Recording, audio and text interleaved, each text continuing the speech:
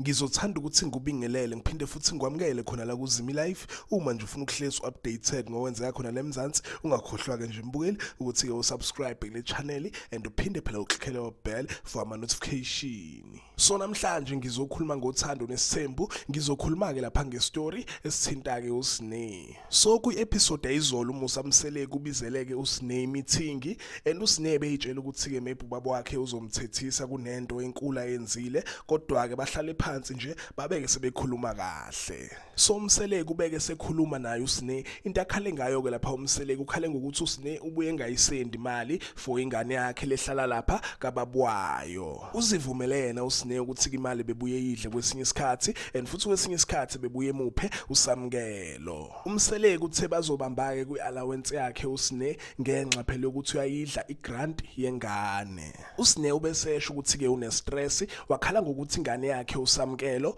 uMusa Mseleki akayitreat njengezinye izingane. Ubeke sephendula uMusa Mseleki washo ukuthi ke akayifuni ingane ke izalwa intombazane izalela lapha kwaMseleki. uSne ubeke sekhala ngokuthi ke ukhumbula uma wakhe, ifuma wakhe besaphila ngabe nje kahlala lapha kaMseleki ngabe uyihlalela naye. uMusa Mseleki ubeke sembonisa uSne ukuthi ke kumele ethuneni lama wakhe eyokhuluma naye. uMseleki ubeke setshela uSne ukuthi ngamsebenzisa uma wakhe ngendlela ebhedayo yokuthi ke uzokwenza zonke izinto wrong mayesephika ngokuthi ke ukhumbula uma wakhe. Ngidlule umndeni wakwaMseleki ubeke usuyikhipha njengoba de kuyibirthday kababa wakhona. uSne ukhale ngokuthi umndeni wakhe uyathanda ukumchukuluza, ingakho ke ethanda ukuyicofela ifoni yakhe, uveleke wafonela isoka lakhe phambi kwabazali bakhe. uSne uphinde waveza indaba ezimnandi for umndeni wakhe, uveza ukuthi akasesiyena uSinenhlanhla Shibe,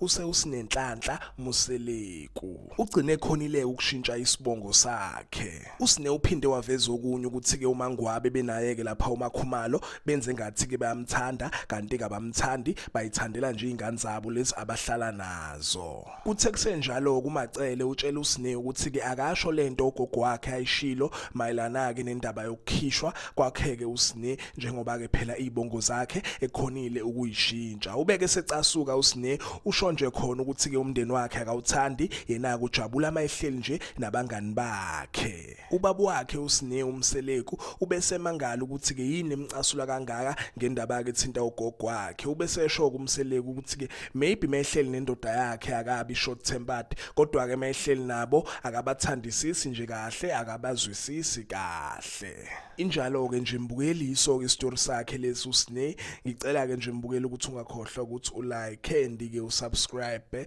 Ake ngithi ke nje danke, ngiyazibongela.